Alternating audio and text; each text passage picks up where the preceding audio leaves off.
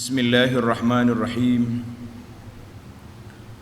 Alhamdulillahi rabbil alamin, wassalatu wassalamu ala rasuli rabbil alamin, nabiyyina wa habibina wa qudwatina Muhammad ibn Abdillah wa ala alihi wa sahbihi wa man sar ala nahjihi wa ihtada bihadihi wa istanna bisunnati ila yaumiddin.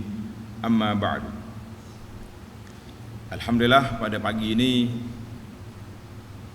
10 hari bulan Syaban, 27 Syaban 1442,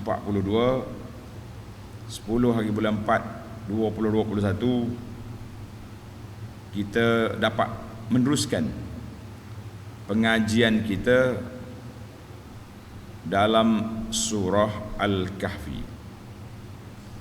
Surah Al-Kahfi ini surah yang ke-18. Kita sudah masuk ke juzuk yang ke-16. Juzuk 16. Sambungan kita bermula daripada ayat 79.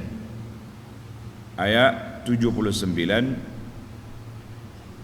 Setelah melalui episod yang sangat mencemaskan dan keadaan yang begitu gawat, maka pada kali ini Khidir mendedahkan rahsia perbuatan dia yang pelik-pelik itu supaya diketahui oleh Sayyidina Musa alaihissalam. Mari kita baca ayat, kemudian kita pergi kepada perbincangan yang telah disebut oleh para ulama Islam kepada kita. Kita kata Alhamdulillah. Kita kata apa? Alhamdulillah.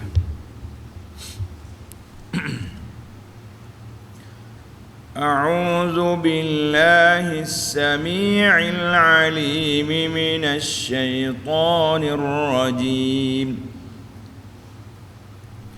أما السفينة فكانت لمساكين يعملون في البحر فأردت أن أعيبها وكان وراءهم ملك يأخذ كل سفينة غصبا وأما الغلام فكان أبواه مؤمنين فخشينا أن يرهقهما طغيانا وكفرا فأردنا أن يبدلهما ربهما خيرا منه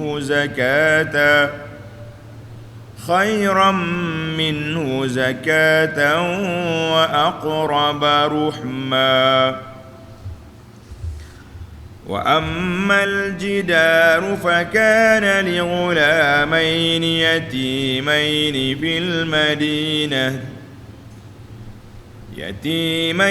في المدينة وكان تحته كنز لهما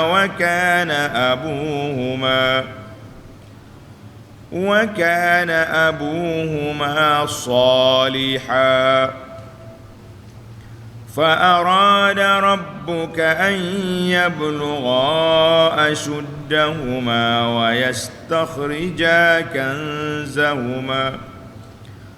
ويستخرجا كنزهما رحمة من ربك وما فعلته عن أمري ذلك تأويل ما لم تسطع عليه صبرا. Allahu Akbar. Sedih kita, bila kita tengok cerita dua orang sahabat pengembara ini, kita rasa sedih sebab Nabi Musa alaihi wa ala nabiyyina salatu wassalam telah melalui hari-hari yang begitu gawat, yang sangat menyusahkan dia di dalam pengembaraan rehlah menuntut ilmu. Karena itu para pelajar sekalian, dalam 4 kisah yang Allah sebut dalam Quran ini, yang pertama kisah Ashabul Kahfi, itu dari sudut penjagaan akidah. Kemudian diikuti dengan kisah Ashabul Jannataini, pemilik kebun, itu godaan hidup dunia. Kemudian datang kisah Sayyidina Musa alaihissalam, ini ujian dari sudut ilmu. Ilmu ni tak boleh, kalau nak dapat ilmu bukan dengan sombong, tetapi dengan sifat tawadhu, merendah diri, letak diri nak tahu, nak belajar, dan menanggung kesusahan dalam menuntut ilmu. Maka kemudian yang keempat insya-Allah kita sambung selepas daripada istri ini, iaitulah kisah Zulqarnain. Dia panggil ujian dalam bentuk kekuasaan. Baik, kita bagi satu-satu ayat. Setiap ayat Allah menceritakan kisah apa yang berlaku kepada Musa dengan Khadir. Tengok ayat 79. Amma as-safinatu fakanat limasakin ya'maluna fil bahr. Adapun perahu itu adalah dipunyai oleh orang-orang miskin yang bekerja mencari rezeki di laut. Oleh itu fa'aradtu an a'ibaha, oleh itu aku bocorkan dia, mana dia ambil, dia buang salah satu daripada dinding perahu tu, dia buka. Kharaqtuha, aku rusakkan dia dengan tujuan hendak mencacatkan perahu itu.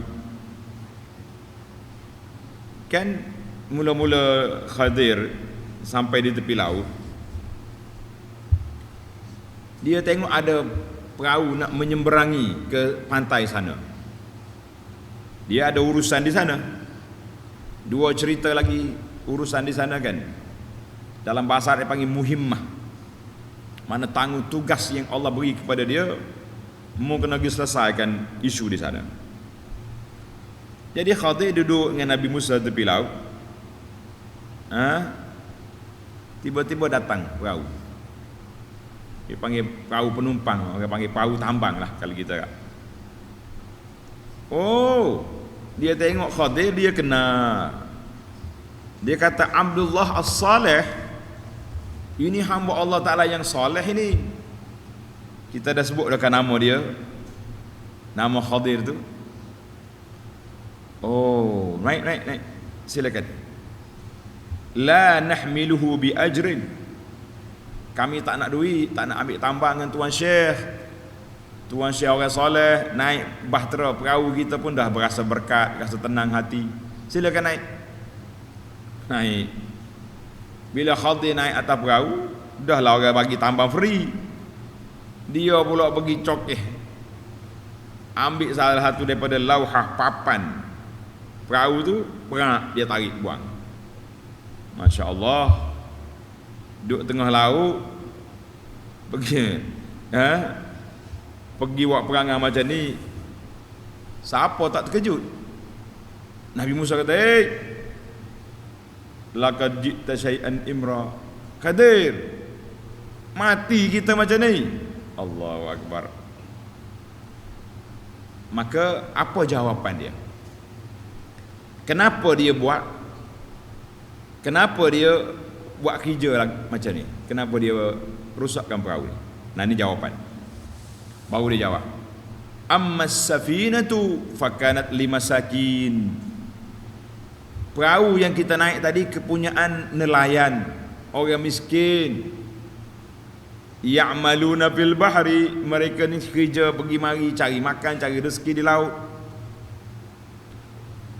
Fa aradtu an a'ibaha, aku memang buat benda ni bukan nak suruh tenggelam, tapi nak mencacapkan perahu ni supaya orang tengok, perahu ni cari mati, berlubang ni perahu ni.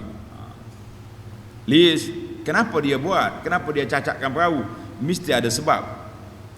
Ni baru dia beri jawapan, baru dia pecah rahsia.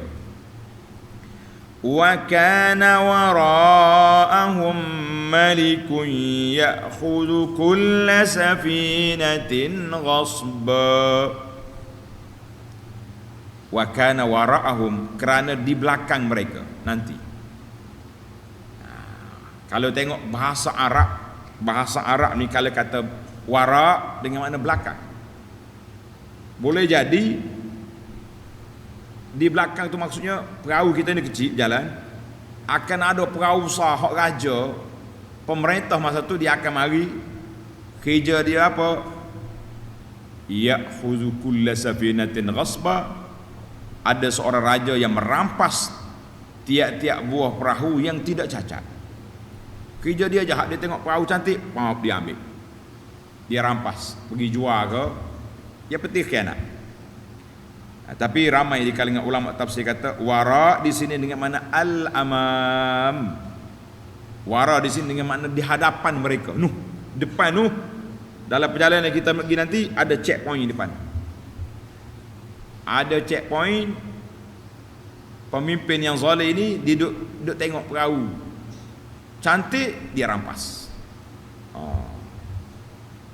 Jadi dibahas panjang dalam tafsir saya ni, dengan makna wara dengan makna di hadapan, amam, dan wara juga dengan makna belakang. Dua-dua tu boleh pakai. Ya, betulnya ramai juga di kalangan ulama tafsir dengan mana bukan di belakang, depan nanti. Wara dengan mana depan. Macam kita juga, kita kata di belakang dia, di sebalik dia, di belakang dia ada penyokong-penyokong, ada penghasut. Itu dia panggil bahasa. Dari sudut penggunaan bahasa. Jadi di sini Allah Taala guna bahasa wara'ahum, mana amamahum, dengan mana di hadapan mereka ada raja pemerintah yang merampas perahu-perahu. Jadi Qadi kata, bila aku buat macam ni, apa jadi? Perahu datangnya sampai dekat checkpoint tempat Raja Zalim ni, tengok, jalan-jalan, pergi cepat, nanti tenggelam sini kan. Dia pula halau perahu tu, lalu kan tenggelam kat sini kan, susah pula kita.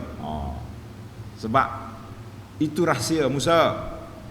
Sebab itu aku rusakkan perahu, kerana bila bahtera ni sampai depan, bila dia sampai di pantai nanti, dia dah selamat daripada dirampas ni, baikilah balik. Takkan nak jalan dengan rusak begitu. Tapi dalam perjalanan ini mereka akan selamat, perahu mereka tidak akan dirampas. Tidak akan dirampas. Allahu Akbar. Maknanya orang zahak ni, orang zalim yang rampas harta orang ni ada di mana-mana sajalah. Zaman dulu, zaman sekarang, zaman bila-bila pun akan ada kumpulan ini. Sebab itulah dipanggil sunnatut tadafu'. Ada orang baik, ada orang jahat. Allah pun dah sediakan ada syurga dan ada apa? Ada neraka. Na'udzubillah. Dia ada dua ya gitu atas dunia, syurga neraka. Satu lagi dia panggil a'raf, tembok antara syurga dan neraka itu sekejap. Baik.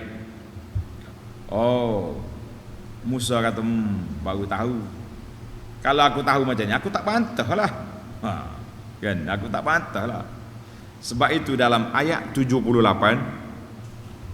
tengok balik ayat atas. Ayat 78, Khadir berjanji, wa qala hadza firaqu baini wa bainik. Musa, sampai dah masa kita berpisah setakat ini je. Tapi rahsia aku akan beritahu supaya engkau sedar. Segala bantahan aku tu, bantahan yang kau buat itu tak kena pada aku. Tapi kalau orang lain buat, betul. Sa'unabbi'uka bita'wili ma lam tanda situ. Kalimah ni saya nak. Ma lam tastati' alaihi sabra. Ma lam tastati'. Maknanya aku akan ceritakan kepada kamu, terangkan kepada kamu maksud-maksud yang dimuskilkan, yang engkau tidak dapat bersabar, tak mampu nak sabar, tak mampu nak duduk diam. Kejap lagi aku cerita. Tengok ayat yang pertama Khadir kata malam tastati'. Tengok, kita tengok ayat di akhir nanti ada perbezaan. Tanda tuan-tuan. Sekarang ini kita pergi kepada cerita yang kedua, dia bunuh budak di tepi pantai itu. Kan dia berjalan-jalan, turun daripada perahu, jalan, tengok budak duk main, ghilman sedang yal'abun, budak-budak sedang bermain. Qadir gip, mari. Ada kata dia pecahkan kepala budak tu, ada kata dia semelek, dan ada kata dia pulah tengkuk. Jadi Ibn Hajar rahimahullah dia campur semua. Dia kata mula-mula dia campur, kena budak tu rebah semelek, kata cabut kepala. Allahu a'lam. Yang pentingnya Allah sebut dalam Quran faqatalah. Khadir bunuh budak tu. Macam mana cara bunuh? Yang penting mati. Apa sebab? Ini jawapan dia. Wa ammal ghulamu fakana abawahu mu'minain fakhashina an yurhiqahuma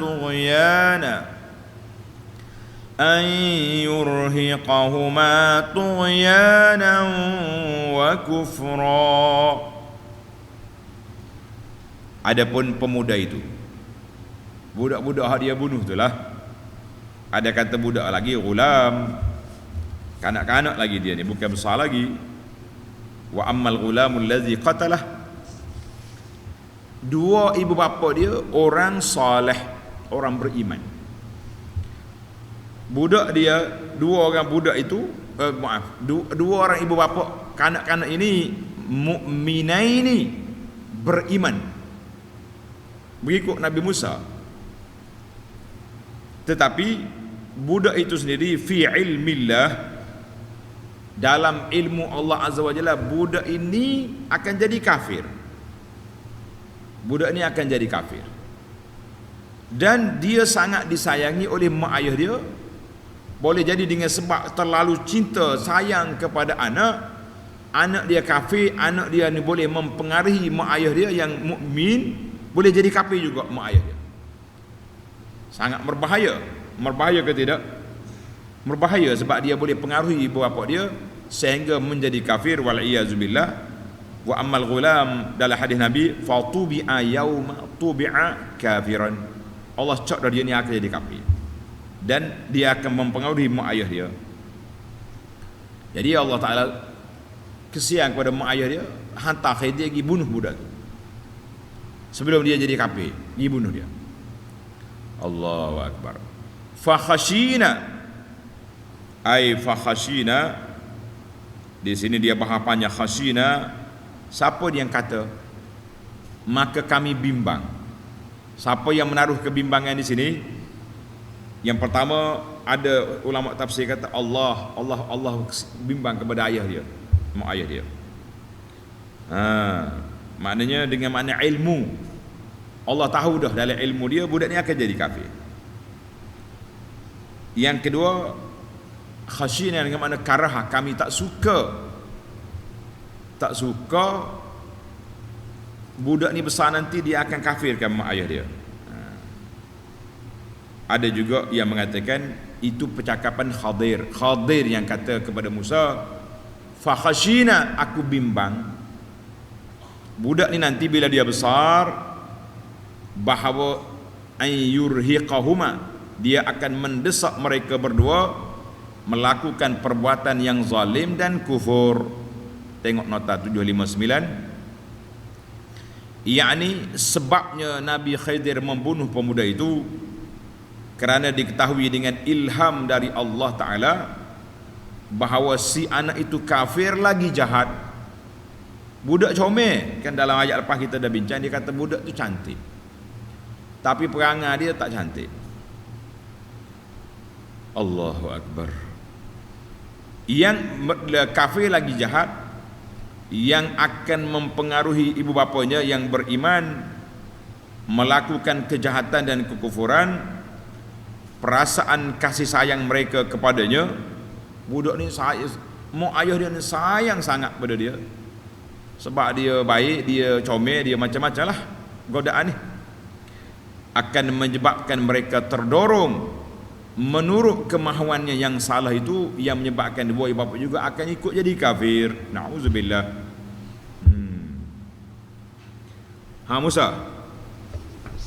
Musa dah tahu kenapa aku bunuh budak ni. Sebab budak ni yahmilahu ma hubbuh, sebab mak ayah dia sayang kepada dia, dia akan ikut anak dia jadi kafir. Na'udzubillah. Kemudian tengok ayat 81.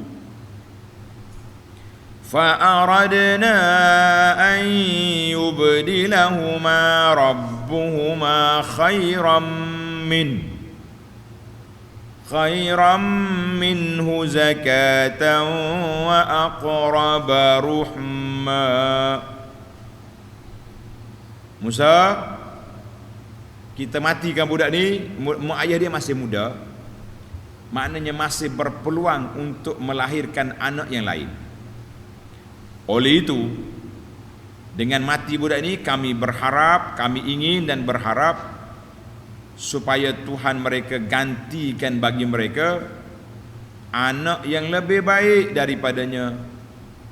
Jadi dia lahirkan anak yang lebih bersih jiwanya, yakni anak yang beriman dan berakhlak mulia. Hak kafir ni biar mati. Wa aqraba ruhma, dan lebih mesra kasih sayangnya. Jadi kita minta Allah gantikan kepada ibu bapa dia ni seorang anak lain yang beriman, yang baik, yang soleh. Dia memberi kasih sayang pada mak ayah dia, bukan macam hak tadi. Hak mati tu ibu bapa dia terlalu kasih sayang kepada dia. Di bahasa jenis kita ni kalau kita sayang sangat kepada anak kita, terlampau sayang. Semua orang sayang kepada anak. Hak tak sayang kepada anak tu bukan biasa tu. Kucing pun sayang ke anak, dan kucing sayang kepada anak. Manusia yang campur anak itu bukan manusia biasa, dia panggil manusia luar biasa. Dahlah dia berzina, dia campur anak pula, dosa dua kali. Kalau dia bunuh anak, lagi dosa besar. Jadi banyak bertingkatlah dosa dia tu. Wal-iyazbillah.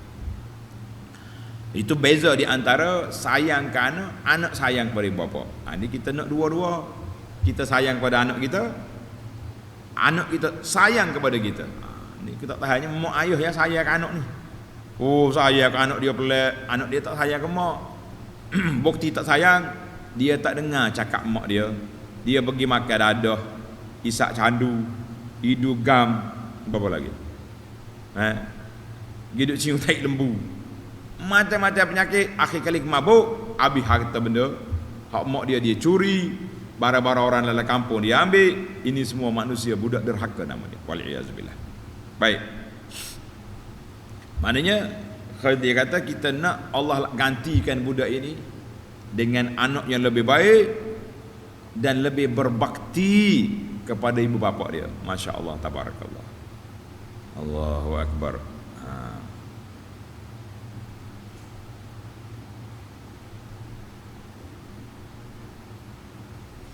Ada mengatakan anak yang hak baru ni jariah.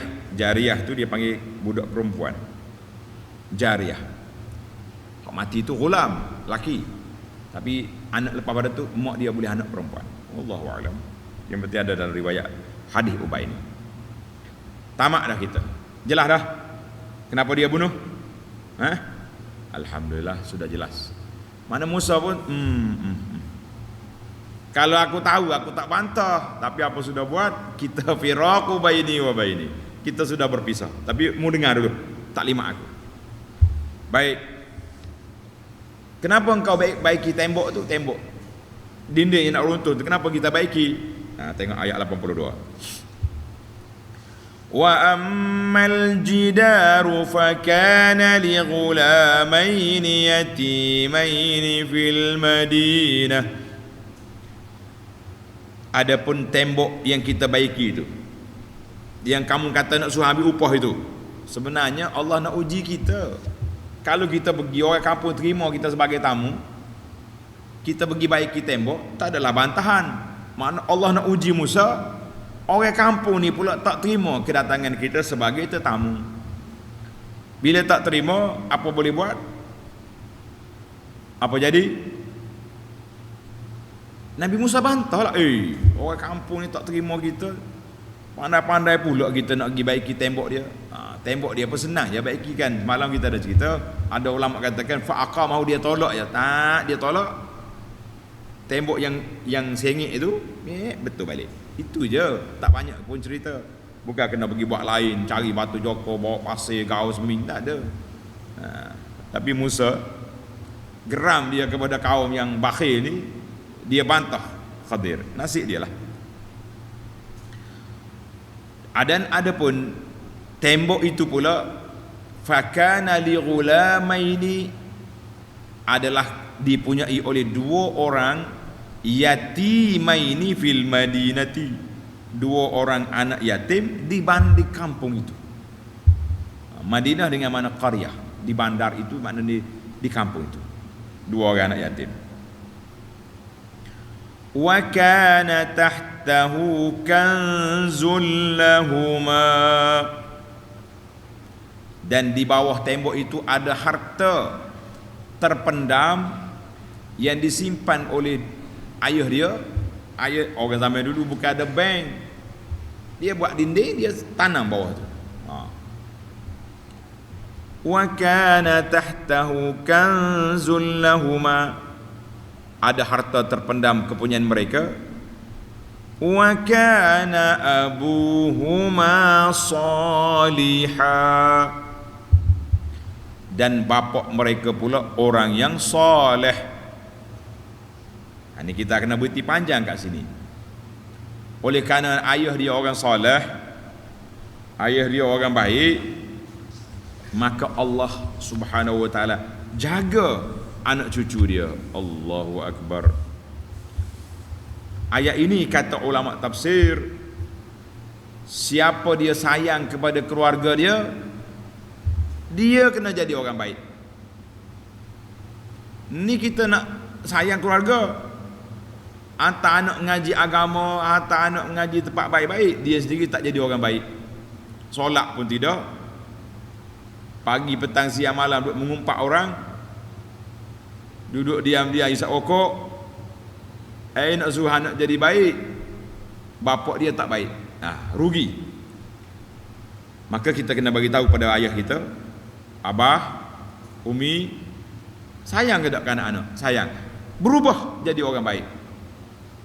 Ayah dia dulu kena jadi baik, insya-Allah anak-anak jadi baik. Tapi kalau ayah dia berona, orang Kelantan kata berona ni maknanya banyak masalah. Jadi anak dia banyak masalah juga. Allahu Akbar. Tengok ni dalam ayat itu kata wa kana abuhuma salihah, ibu bapa dia orang yang soleh. Ada kata ayah dia lah, hak dia mati tu ayah dia tu lah. Ayah dia, mak dia tu orang soleh. Ada juga kata di Ibnu Juzai dalam tafsir, dia kata qila, ini qila ni maknanya ada pandangan mengatakan ayah dia itu al-abus sabi', datuk dia yang 7 lapis. Hak tu hak soleh sungguh. Jadi walaupun ayah dia 7 tingkat dulu soleh, cucu kita ni mula-mula anak kan, anak, cucu, cici, ciak, cok, cek, berapa lagi nak suruh cukup 7 ni? 7 lapis ni soleh, tempias kesolehan datuk dia tu mari ke cucu, masya-Allah. Tapi kata Ibnu Juzai wa zahirul lafzi annahu al-aqrab, zahir daripada lafaz ini bapak dia itulah, bapak dia, ayah dia semati, ayah dia betul. Kita kata dua-dua lah senang, maknanya ayah dia orang soleh, datuk dia pun orang soleh, cucu dia dijaga oleh Allah. Masya Allah, tabarakallah. Kata Khadir, Musa, mu kenal kan budak ni siapa? Fa'arada rabbuka an yablugha ashuddahuma, maka Tuhanmu menghendaki supaya mereka cukup umur. Bila dia cukup umur dah matang, balagha sinnar rushd, mana ada matang dah, dia lah pandai dah jaga harta nanti.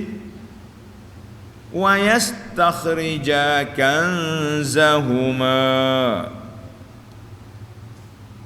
dan dapatlah mengeluarkan harta mereka yang terpendam itu. Bila sampai masa nanti Allah Ta'ala akan bagi mimpi kepada dia, kepada dua orang kanak-kanak tadi. Bila dah besar, Allah mimpi dia atau bagi tanda isyarat, mau pergi gali di situ, pergi korek. Masya Allah, harta peninggalan ayah dia ada di situ. Rahmatan mir rabbik, sebagai satu rahmat dari Tuhanmu kepada mereka. Sebab apa? Puncanya wa kana abuhuma salihah, itu punca besar. Kata Khadir, wa ma fa'altuhu an amri. Musa, dan ingatlah, aku tidak melakukan perbuatan-perbuatan itu menurut pikiran aku sendiri. Tengok nota 761, yakni segala perkara yang telah aku lakukan, yang orang tengok tak tahan hati, bantah-bantah itu, yang pada zahirnya menimbulkan kemuskilan, kontroversi kata orang, tidaklah aku melakukannya menurut pikiran nafsu aku semata-mata, tidak, bahkan dengan perintah Allah Azza wa Jalla. Kata si Khadir, kata Nabi Khidir alaihissalam, zalika ta'wilu ma lam tasti' alaihi sabra. Musa, demikianlah penjelasan tentang maksud dan tujuan, rahsia, hikmah di sebalik perkara-perkara yang telah aku lakukan, yang engkau tidak dapat bersabar mengenainya. Allah, sadis orang panggil, sedih cerita dua orang ni. Musa kata, kalau aku tahu awal, mu cerita awal lagi, aku tak bantah. Tapi engkau berahsia, buat dulu. Bila aku bantah, ni baru cerita. Itu kita kata ujian itu datang.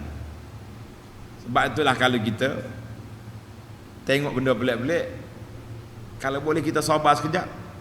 Kalau tak sabar, kita bantah terus, maka kita akan jadi pembantah yang tak tahu apa. Allahu Akbar. Jadi semua tiga-tiga apa yang aku buat tadi bukan dengan kehendak aku, tetapi dengan perintah Allah Azza wa Jalla.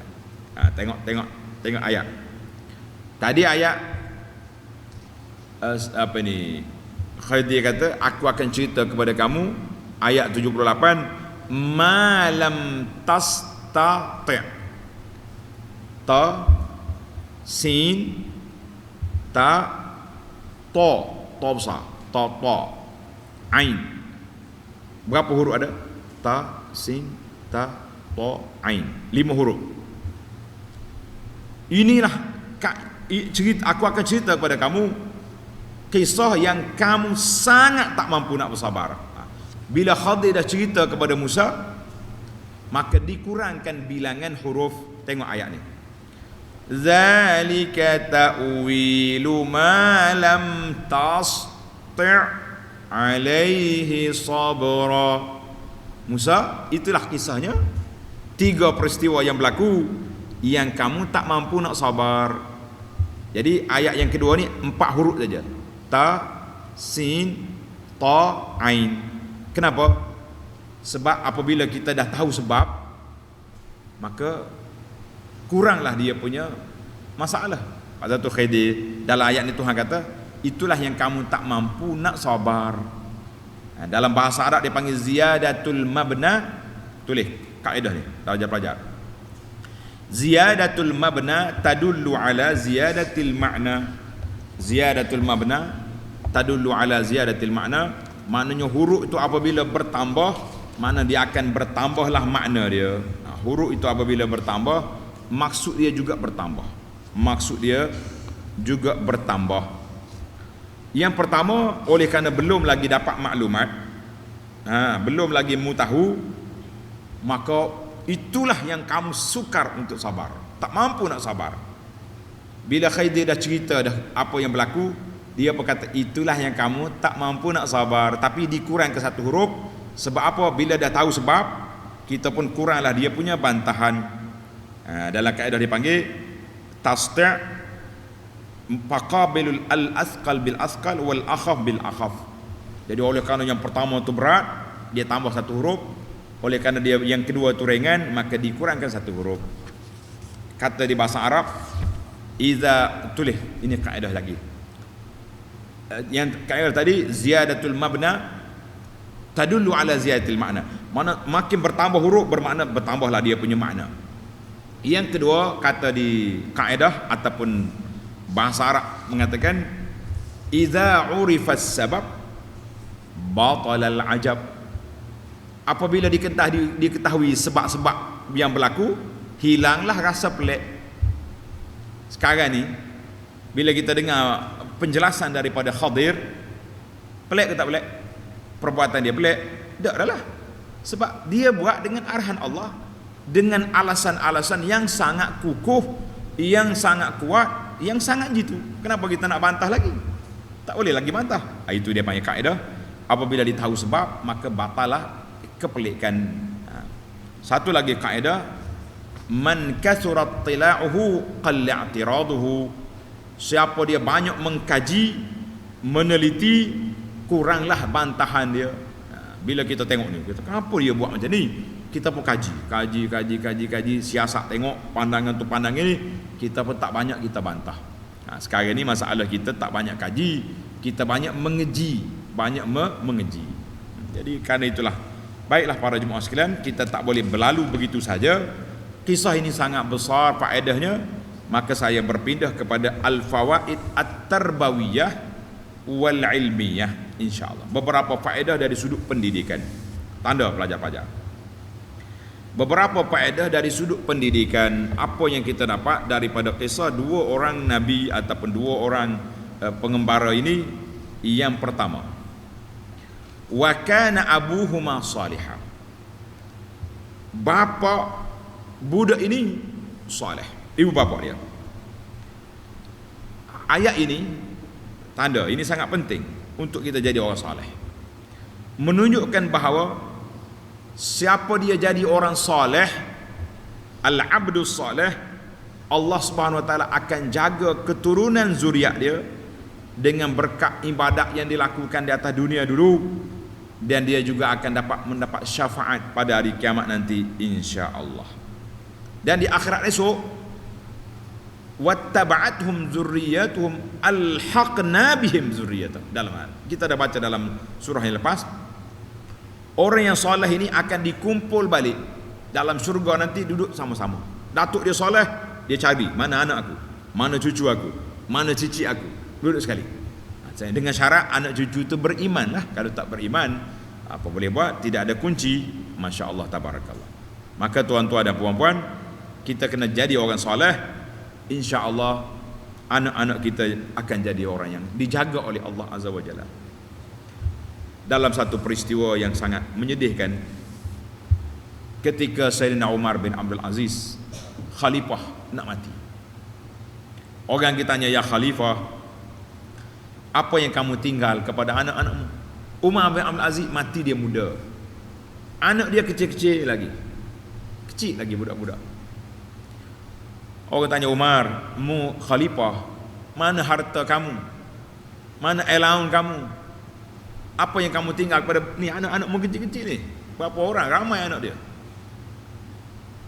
Umar bin Abdul Aziz tidak menunjukkan dia menyesal tak tinggal harta kepada anak, tapi dia jawab mantap dengan kefahaman wa kana abuhuma salihah. Bapa, ibu budak ni soleh, anak soleh. Umar kata apa? Aku tak tinggal harta pada anak aku sebab dia yakin dengan janji Allah Azza wa Jalla. Tuhan kata apa? Nih, wa kana abuhuma salihah. Dia kata sekiranya anak aku soleh, mengikut jejak langkah aku, fallahu yatawalla salihin, Allah jaga orang yang soleh. Aku tak bimbang kalau anak aku ghaira zalik, tak soleh, aku tidak tinggalkan harta supaya mereka berjoli, mereka pergi sana sini, sebab aku tak tinggal harta untuk mereka buat benda tak baik. Kita kata Masya Allah, tabarakallah, rahimakallah ya Umar, ya Khalifah Az-Zahid. Dia telah beri motivasi besar kepada kita. Kita ni kadang-kadang kita tak sibuk dengan jadi soleh, kita dah sibuk bayar tu bayar ni, takaful tu insurans ni, sebab bimbang takut anak kita tak boleh hidup lepas kita mati. Kita kata Masya Allah, tabarakallah, Allahu yatawalla salihin, Allah akan jaga orang-orang yang soleh. Umar mati tak tinggal harta. Khalifah lain mati, seorang-seorang anak dia boleh berapa ratus ribu dinar. Kata di ulama sejarah, anak khalifah yang dia tinggal banyak harta-harta takaful, harta banyak yang dia tinggal pusaka, akhirnya anak dia jadi peminta sedekah, boros, joli, tak reti nak guna harta. Anak Sayyidina Umar bin Abdul Aziz yang ditinggal dalam keadaan miskin, tak lama lepas pada itu orang tengok anak-anak Umar Abdul Aziz menjadi orang yang kaya, orang yang senang, pembayar zakat, sebab Allahu yatawalla salihin, Allah jaga orang yang soleh. Jadi bapak sekalian, kita kena jadi solehkan kita dulu. Marilah kita jadi orang baik, jaga solat kita, yang fardunya, yang sunatnya, jaga penampilan kita, jaga tutur kata kita, jaga ibadat kita, jaga makan minum, rezeki yang kita nak suap ke dalam mulut anak-anak, pastikan halal haramnya itu dipastikan halal. InsyaAllah kalau kita mati, Allah jaga anak kita, insyaAllah, jangan bimbang. Baik, kita pergi kepada yang kedua, faedah yang kedua. Khadir kata, wa ma fa'altuhu an amri, aku bukan buat suka-suka, bukan buat dengan nafsu aku, tapi aku buat dengan perintah Allah. Maka dalam masalah ini, kata di para ulama, semua benda berlaku dengan takdir Allah Azza wa Jalla, bahawa Allah SWT ni sangat kesian belas kepada hamba dia, sangat kesian kepada hamba dia, sama ada dari sudut agamanya, dari sudut dunianya. Dari sudut agama, oleh kerana mak ayah budak tadi beriman, kerana nak jaga iman, Allah hantar Khidir pergi matikan anak dia. Untuk dunianya, oleh kerana nelayan yang duduk guna perahu tambang tadi, itu untuk dunia. Oleh kerana mereka tu baik, dia tengok Khadir, dia kena alim ulama, dia kena orang beramal, al-abdus salih, ta'al, mari naik perahu, tak payah tambang, ini orang baik. Maka Allah Ta'ala jaga dunia dia dengan Khadir pergi rusakkan perahu, dan dia selamat daripada dirampas oleh raja. Alhamdulillah, Masya Allah, tabarakallah. Inilah di antara contoh bagaimana rahmatnya Allah kepada hamba-hamba dia yang beriman, hamba dia yang baik. Dan kita juga kena jadi orang yang baik. Kena para alim ulama, belajar dengan dia. Ni setengah orang dia kena Tok Guru. Oh Tok Guru, mari tepek dekat Tok Guru nak ambil berkat. Habis waktu Tok Guru mengajar, cabut lari, apa punya berkat macam ni. Yang ketiga, ini dia panggil tembok itu, tembok yang nak runtuh itu kepunyaan siapa?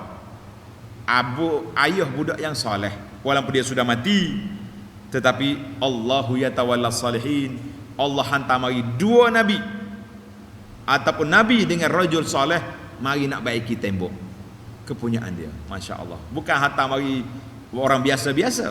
Allahu Akbar, sebab ayah dia orang soleh.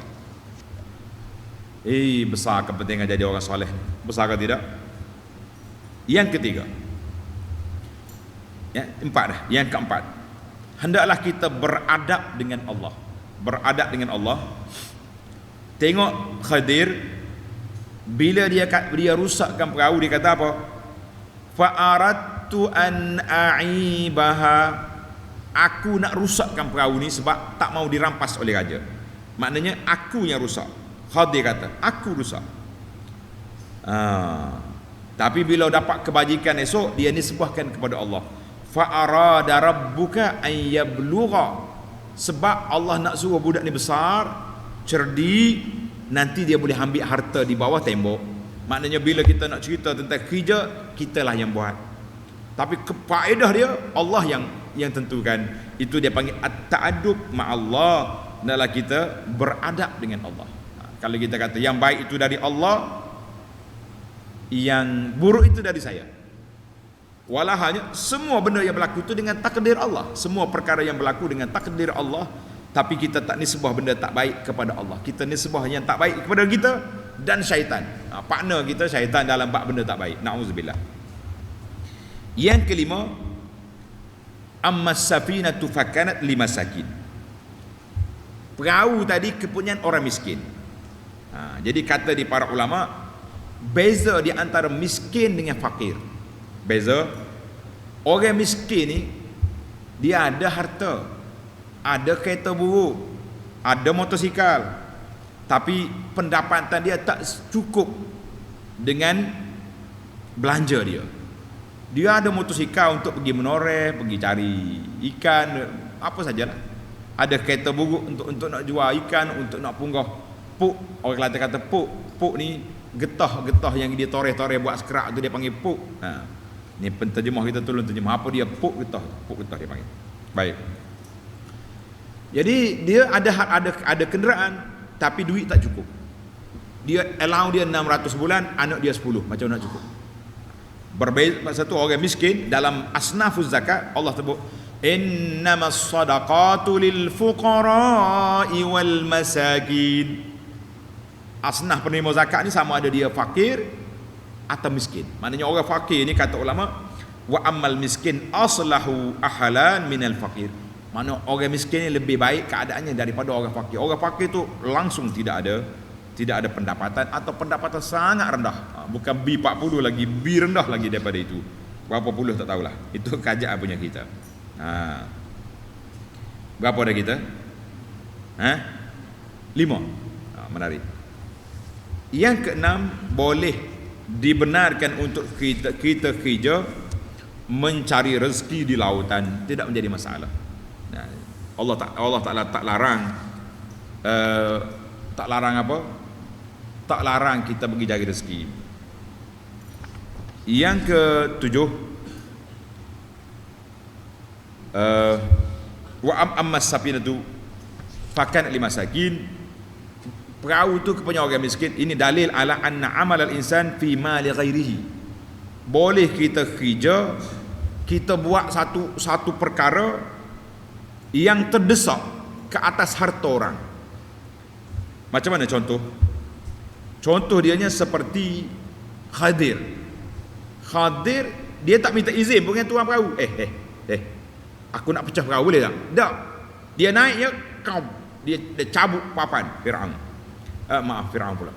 Papan perahu dia cabut tanpa minta izin. Di sini kata di para ulama, ya juzu, harus seorang itu melakukan terhadap harta orang lain kerana kepentingan, kerana maslahah. Contohnya kita kata rumah orang ni terbakar,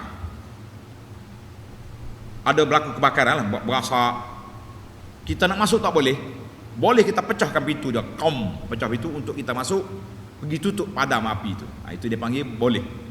Apa sajalah, contohnya apa saja benda-benda yang mustahak, macam kereta nak apa ni bakar, kalau kita boleh pecahkan cermin dia untuk nak menyelamatkan keadaan. Tengok baby dalam kereta duduk mak dia tertinggal, contohnya panggil, tak ada, kita boleh pecahkan dia untuk menyelamatkan yang lebih besar, iaitu nyawa orang. Ini penting ni dalam bab kita. Apa lagi nak? Yang ke berapa dah kita? 7. Dan yang ke-7 dah ni. Yang ke-8. Yang ke-8 ni dia panggil menjaga maslahah yang lebih besar Kita utamakan masalah yang besar daripada masalah yang lebih kecil. Ini macam jadi mana masalah nak jaga iman mak ayah dia tu, terpaksa anak dia dibunuh. Sebab apa? Sebab itu dipanggil lebih besar lagi nak jaga iman orang tu.